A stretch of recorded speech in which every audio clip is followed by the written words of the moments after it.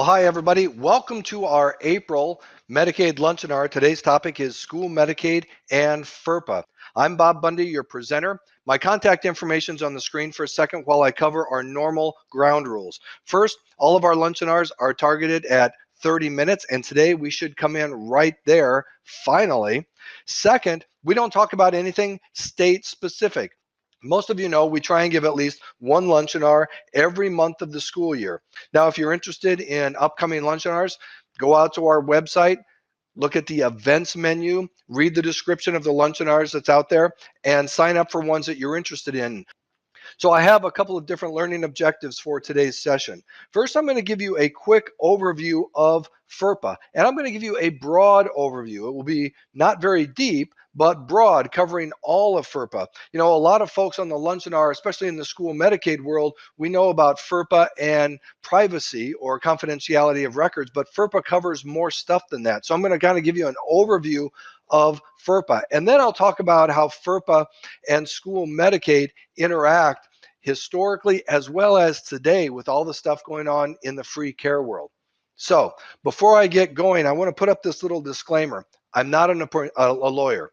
Today, I'm not giving you any legal opinions. I'm just presenting information about FERPA. But sometimes when I give these presentations, people hear something and they think, well, that could affect the way that we do things. And my only caution is before you would take any of this information in today's really high-level overview and operationalize it at your organization, whether you're a school agency or a billing company, just make sure you check with your legal counsel first before you do anything like that. I'm going to start with a quick overview of FERPA. FERPA came into being in 1974. It was signed into law by President Ford. It was actually an amendment to a much larger piece of legislation, the General Education Provisions Act.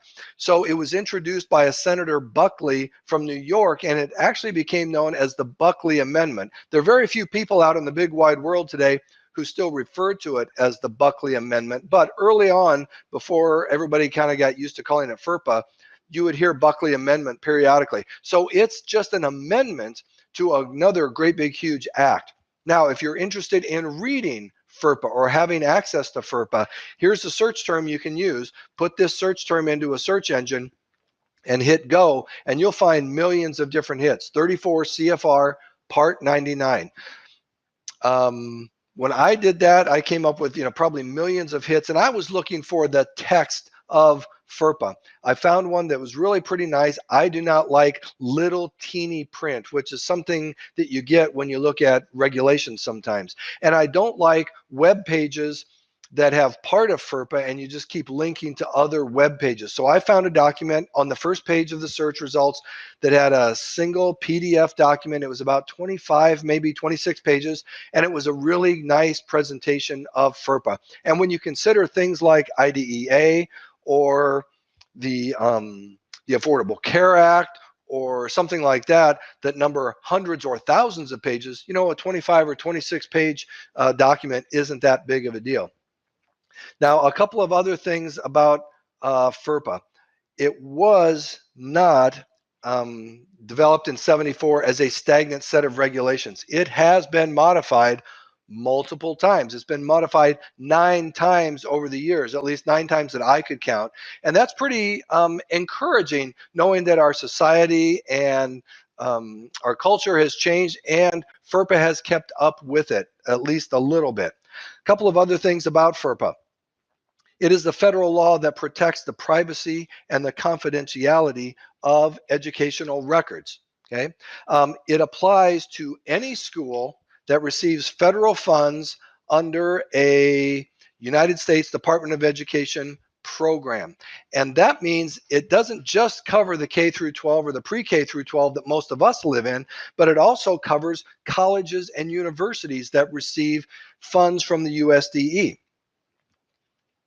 Matter of fact, when I was looking a couple years ago for FERPA violations, I just wanted to kind of find out what kind of violations were out there and what had happened in those sort of cases. Found nothing in the K-12 world. Found lots and lots of citations for violations in the college and university world. Interesting tidbit. Now, I presented this sometime, in the last few years, and somebody asked me, does FERPA apply to private schools? Well, that was a really great question, and here's the deal. If a private school takes no federal dollars that are administered by the United States Department of Education, then FERPA does not apply to them. So does that mean a college or a private school could publish all their students' information out on the internet willy-nilly and disclose it?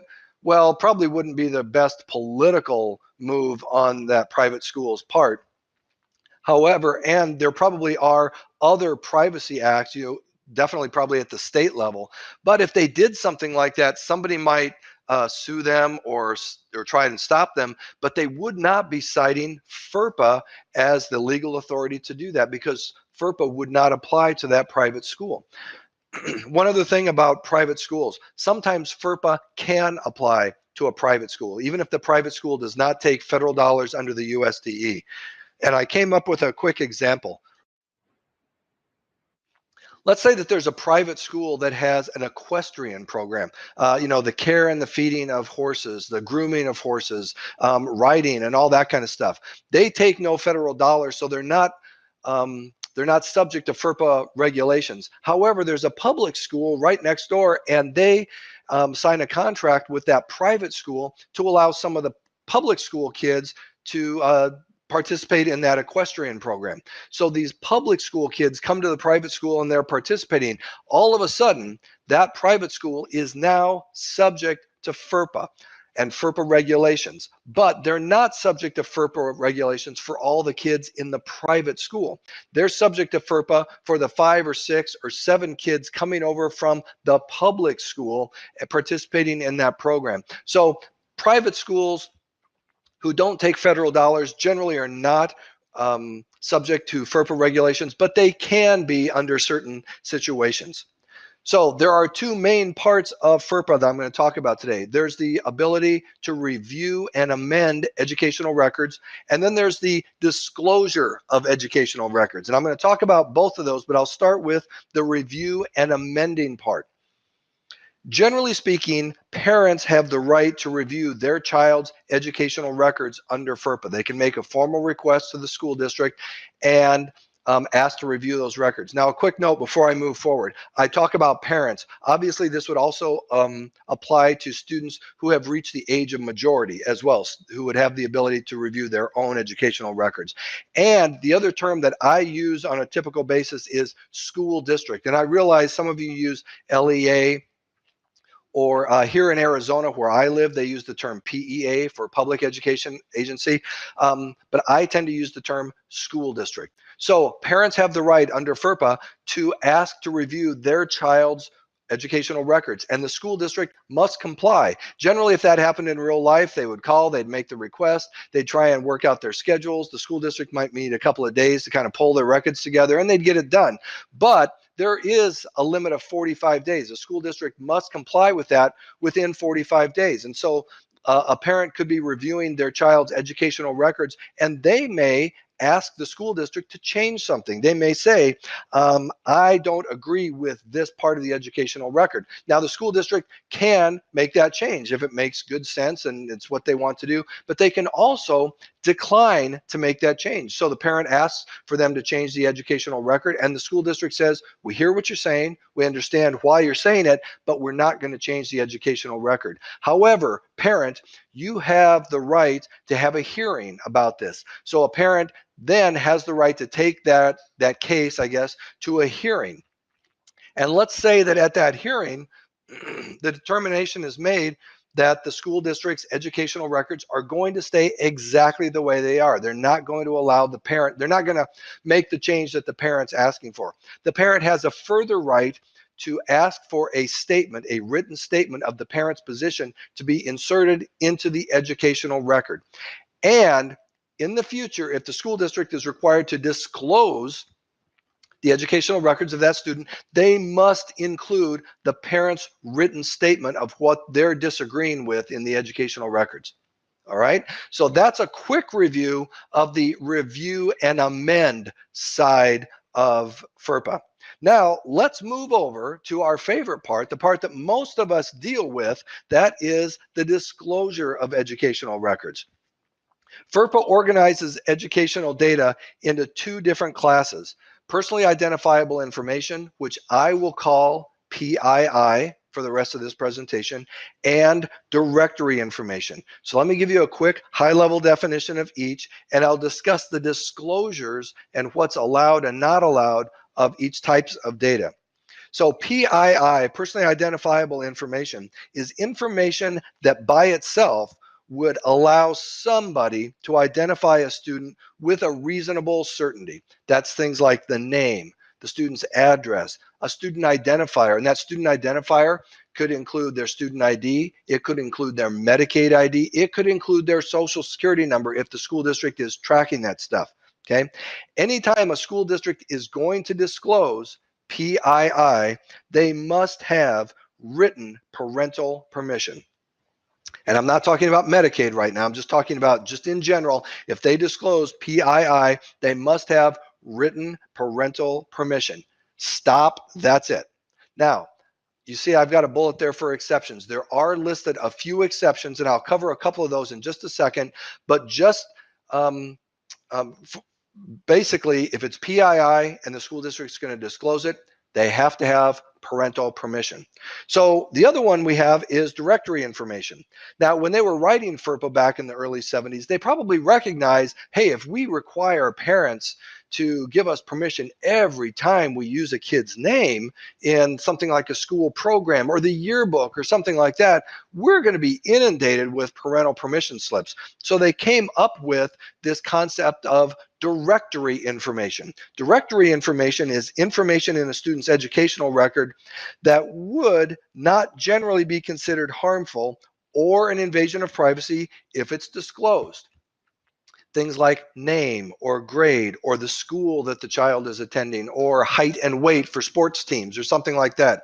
And think about this example. You go to an elementary school holiday program or whatever, and the first part of it is the first graders come out and they sing a couple songs and they kind of move off, and then here comes the second grade and they do a play or a skit or something, and they move off, and the band comes out and they play some songs. Meanwhile, everybody in the audience is sitting there reading the program, and it lists all the kids in the first grade, and if anybody's doing a solo or something like that, it lists what they're doing. Now, if you required parental written permission to put that stuff in the program, every time you did an event like that, like I said, school districts would be inundated with parental permissions, right?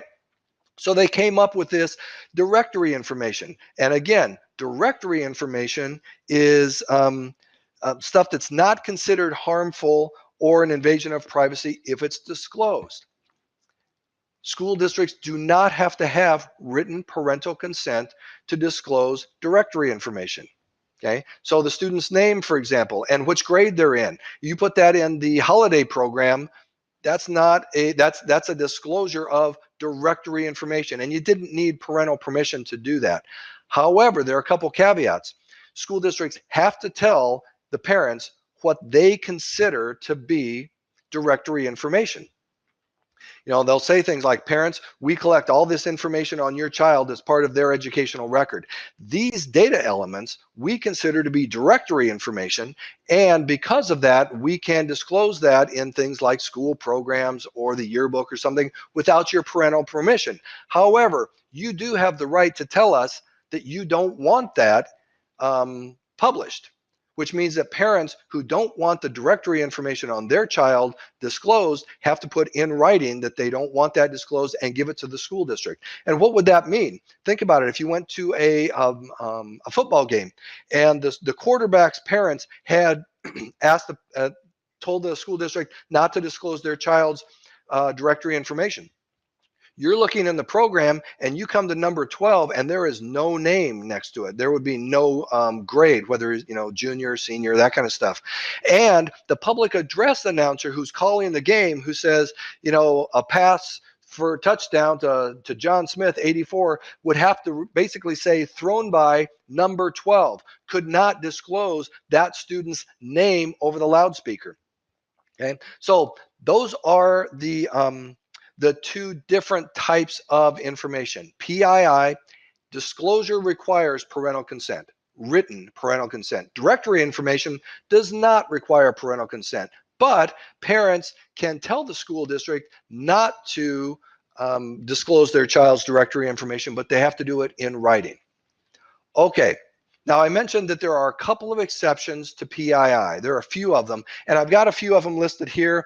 I'm not going to talk about all of these in detail, but I'll give you a couple of examples. Okay. These are cases where PII will be disclosed, but the school district does not need parental permission to do it. So one is within the school district. I'm a teacher, I'm struggling with a student, I need some advice. I'm going to talk to another teacher in the teacher lounge, and maybe that teacher is the teacher who had that student in her class last year. And so we're talking about it, and of course, I'm disclosing personally identifiable information the whole time we're discussing it, but I don't need written parental permission in order to do that within my school district. Okay. Next one is an outsourced contractor or outsourced consultant. And this is where your Medicaid billing company comes in. So the majority of school districts that I work with in School Medicaid use the services of a billing company. If you're a school district and you're giving PII, which you are when you give them name and Medicaid ID number and those kind of things, you give that to your Medicaid billing company. You do not need written parental consent to give it to your billing company. You do need written parental consent for your billing company to send it on to the state Medicaid agency, but you don't have to have permission to give it to the billing company. And that's because they're acting as an agent on your behalf.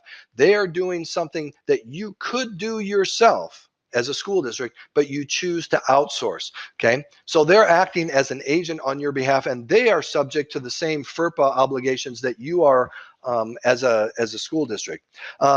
Another one is a subpoena. You are served with a subpoena requiring you to give PII for some reason.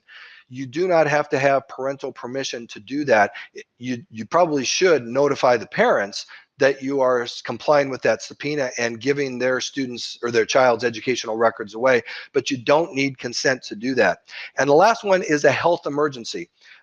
Something happens at school, the paramedics show up, they're asking everybody in around, who is the student, what's his ID number, does he have any medications, has he had any seizures like this or any episodes like this before. So you're definitely giving those paramedics PII, but it's a health emergency, and there's a special exception in FERPA for that you do not need written parental consent to give them that information. All right, last one here is FERPA penalties. What happens when you violate FERPA? As a school agency, what can happen to you? Well, it's pretty cut and dried. One, you can be hit with a cease and desist order. Whatever you're doing that violates FERPA, stop it. It might be a policy that you put in place 5 years ago and you've never, ever had to use it until recently, but you find out that that policy violates FERPA, somebody complains, and you're basically told, don't do that anymore. Second thing that can happen to you as a school district is you can lose your federal funds. You are at risk of losing federal funds. So if you have a violation of FERPA and a complaint is filed and it happens to be in the school Medicaid world, you could lose your school Medicaid dollars.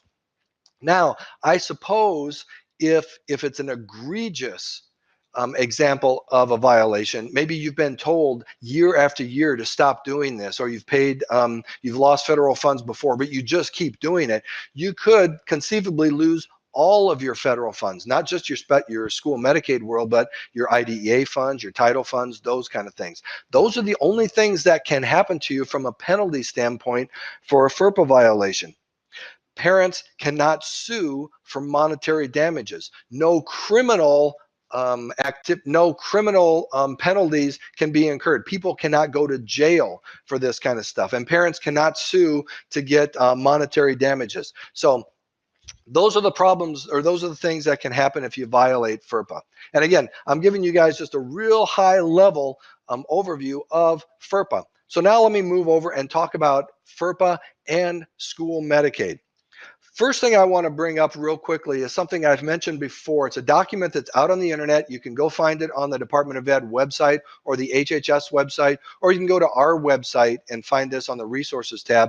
It is a discussion document written by the Department of Ed and HHS probably about 10 years ago that very clearly talks about where FERPA applies to educational records, where HIPAA applies to educational records, and student health records. Okay, there's I know we did a lunchinar earlier this year about HIPAA, I believe, and FERPA, and so I'm not really going to go over that today. But you know, people sometimes get confused where things are covered under FERPA, where they're covered under HIPAA, where the two collide, where the two are completely separate. And so I just wanted to point this out to all of you real quick. So remember, FERPA came first. It came in 1974, and it talked about the privacy of educational records. School Medicaid was authorized in 1988 by President Reagan, but it really didn't take off until 1989. And at that time, FERPA was all that there was about privacy and confidentiality of records. And anybody who was participating in school Medicaid at that time had to comply with FERPA regulations. And it was up to each school district, generally speaking, to read FERPA and make sure that they felt that they were complying. 1997, we had the IDEA, which came out, which was the reauthorization of special ed federal law. But we also had a letter from the Department of Education, kind of one of those broadcast letters out to the big wide world. And in that letter, there were a couple of sentences that basically said, hey, school districts, if you are participating in school Medicaid, don't forget to comply with your FERPA obligations. So again, you know, the confidentiality and the disclosure of data was all up to FERPA. And even in 97, the Department of Ed is telling school districts, make sure that you're checking your FERPA obligations and complying with it. Then in 2004, we had the reauthorization of IDEA, which wasn't really finalized until 2006. And that's where it introduced that parental consent language about each time accessing public health coverage and that sort of stuff. And it wasn't until 2013 that we got the final regulations on parental consent, the ones that we know today, you know, the one-time consent and the annual notification, and then all the little rules that goes around each one of those, all the little words that you have to use and phrases and that kind of stuff. That came out in 2013. Well, that was part of IDEA. And that meant that any students who were receiving, services, and then the school district was receiving reimbursement for that, had to comply with that if those services were IDEA-related services. And at that point, almost all of them around the country were. So everybody starts kind of dropping the FERPA thing, and we're just going to work with these requirements in IDEA because now they've been finalized. Well, here comes free care 1 year later in 2014. And again, we've talked about free care in a lunchinar this year, but basically, if your state allowed it after the CMS made their change, your school district might start filing for reimbursement for medical services to students who are not receiving IDEA services. Okay, so, and there are 5 or 6 states now that are like that, and more states looking to go that way. So, if your child, if you're receiving reimbursement for Medicaid covered services for kids who have the services listed on their IEP, you must comply with those consent regulations in IDEA, you know, the one-time consent, annual notice, and all that stuff. If you're in a free care state, you might have a student over here you're receiving reimbursement for, but that student is not covered under IDEA, has no IEP, so those one-time consent and annual notification doesn't apply. But FERPA still applies. You can't just give away PII. So it's kind of like, you know, before 2004, everybody was complying with FERPA. After 2004, we were all complying with the parental consent regulations in IDEA because most of the services that we were covering were covered under IDEA. After the free care thing came out, though, we have the ability to file for reimbursement for services not covered by IDEA. So we're back to FERPA. And over the last couple of years, it's actually caused some pretty good confusion around the country.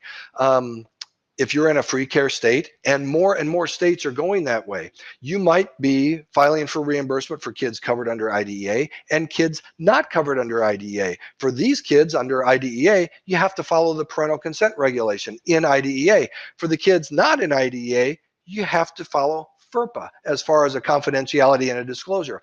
Two different sets of rules that both are trying to get to the same thing, I think, but they have differences between them. And so over the last few months, I've actually talked to people in lots of different states, lots of the free care states, and I said, what are you guys doing? How are you handling this? And the consensus that I've gleaned from these conversations is that just about everybody I've talked to is following the IDEA regulation, one-time consent, annual notification, all the stuff in that for everybody. And they're doing that because if they do that, it covers the FERPA stuff in their state, for their state and for their free care services. If they just go down the FERPA route, the FERPA route that they might interpret might not cover all the regulations under IDEA. So rather than have multiple processes, multiple pieces of paper and all that kind of stuff, they're kind of defaulting to the IDEA side of things. And I'll say that's kind of been building for the last couple of years. But now, and I don't know how many of you are watching this around the country, more and more states are contemplating and going down the free care route. So, it's not inconceivable that 10 years from now, we have 49 states, and I'd love to say 50 if Wyoming ever passes a school Medicaid program, but 49 states could have free care as part of their school Medicaid plan. And so they could have the IDEA, confidentiality, consent regulations over here, and the FERPA regulations. And the more that happens, the more consternation and problems that causes, the more I think it's likely that something would change. Right now, there are conversations going on around the country, even with the Department of Education, U.S. Department of Education, asking to basically either clarify these things or get rid of the parental consent regulations in IDEA, because FERPA already covered what the issue was.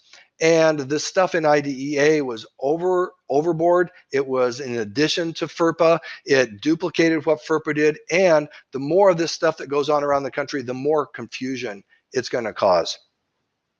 One other thing for me to pass along as far as FERPA. You're a school district.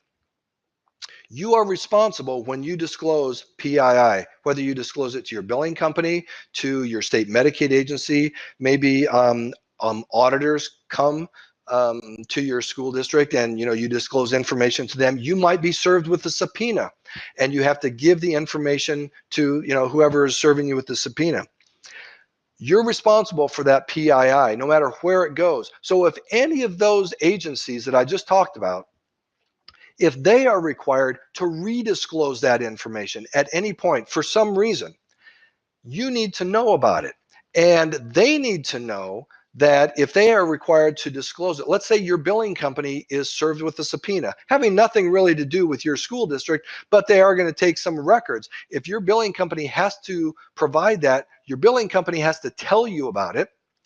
And in my opinion, you should make sure that the agency that's asking for that from your billing company is notified that they are now under or they are now subject to FERPA confidentiality and disclosure rules. Okay, because they have taken that information, it's PII, they are required to be under FERPA obligation. And when they're done with the data, whenever they get done with it, they are required to either return it to you or return it to where they got it, let me put it that way, or destroy it completely. Because here's the deal, when parents walk into the school district, they may say, who has seen my kids' information? And you, as the owner of that educational record, need to know where that's gone. So one of the things that I always recommend to school districts is, when you disclose PII, make sure that whoever you're disclosing it to knows that if they have to disclose it for valid reasons, that they should, one, let you know about it, and two, let whoever they're disclosing it to know that they are now subject to FERPA regulations, and when they're done with that data, they need to destroy it or give it back. Okay, team, That's it as far as today's presentation. I gave you a quick overview of FERPA at a broad level, where it came from, where you can find information about it, talked about the two main sections, the reviewing and amending of educational records and the disclosure of educational records. We talked about the two classifications of data: personally identifiable information, directory information, and what kind of permissions and consents you have to have, and the rules around the disclosure of both of those. And last, I talked a little bit about FERPA and school Medicaid, especially how that is becoming more important now that free care is getting more traction around the country. Here's my contact information. Again, come back sometime soon. Thanks very much.